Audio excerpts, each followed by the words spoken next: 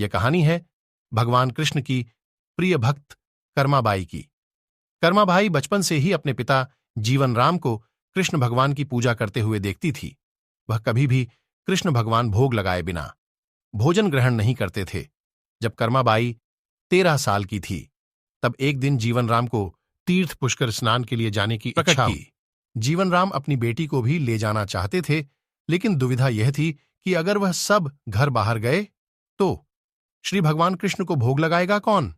तब जीवन राम ने इस नित्य कर्म की जिम्मेदारी कर्माबाई को सौंपी और कहा कि देखो बेटी कर्मा, सुबह भगवान कृष्ण को भोग लगाने के पश्चात ही तुम भोजन ग्रहण करना।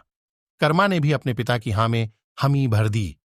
अगले दिन सुबह कर्माबाई ने उठकर सबसे पहले गुड़ और घी डाल के बाजरे का खींचड़ा बनाया और भगवान कृष्ण की मूर्ति के सामने रख दिया और बोली, भगवान मैंने आपका भोग रख दिया है, आपको जब भूख लगे तब खा लेना, तब तक मैं घर के काम पूरे कर लेती हूं।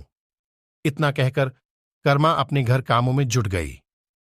काम करते करते बिच बिच में आकार देखने पर जब कर्मा को झांत हुआ कि भगवान ने अभी तक खिचद्दा नहीं खाया है, तब उसे संदेह हुआ कि शायद खिचद्दी में घी और गुड़ कम है, इसलिए भगवान कृष्ण भोजन ग्रहण नहीं कर रहे हैं।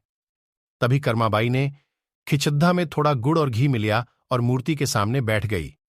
वह बोली, भगवान मेरे पिताजी जब खिलाते हैं तब तो आप खा लेते हो, तो अब क्यों नहीं खा रहे? और अभी तो पिताजी बाहर गए हैं, उन्हें आने में बहुत दिन लगेंगे, तब तक आपको भोग लगाने की जिम्मेदारी मुझे दी गई है, इसलिए जब तक आप भोजन नहीं खाएंगे मैं भी कुछ नहीं खाऊंगी।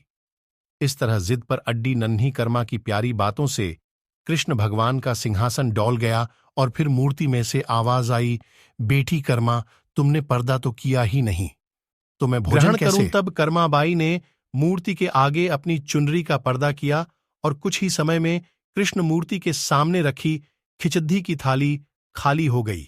अब कर्मा रोज सुबह सबसे पहले कृष्णा को बाजरे का खिचद्दा खिलाती और बाद में खुद भोजन ग्रहण करती। कुछ दिनों बाद घर लौटने पर कर्मा के मां बाप भी कृष्ण की लीला देखकर दंग रह गए। इस तरह कर्माबाई भक्त बन गए। अपने जीवन के अंतिम दिनों में कर्माबाई भगवान जगन्नाथ की नगरी जगन्नाथपुरी में एक कुटिया में बस गई थी। वहां पर एक दिन कर्माबाई की कुटिया के सामने एक तेजस्वी कांति वाला बालक आया और उसने कर्माबाई से कहा, मुझे भूख लगी है मां, खाना दो। उस वक्त भी कर्मा अपने भगवान कान्हा को खिचद्दा का भोग लगा रही थी। कर्मा ने उस बालक को भी खिलाया।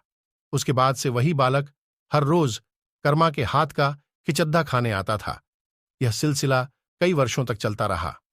वह बालक कोई और नहीं, स्वयं जगन्नाथ भगवान थे, क्योंकि जिस दिन कर्माबाई देहांत हो गया उस दिन जगन्नाथ भगवान की मूर्ति की आंखों से आंसू बह रहे थे और उसी रात मंदिर के पुजारी के स्वप्न में जगन्नाथ भगवान आए और अपने दुखी होने का करना बताया कि उनकी परम प्रिय भक्त कर्माबाई गोलोक से धार गई है।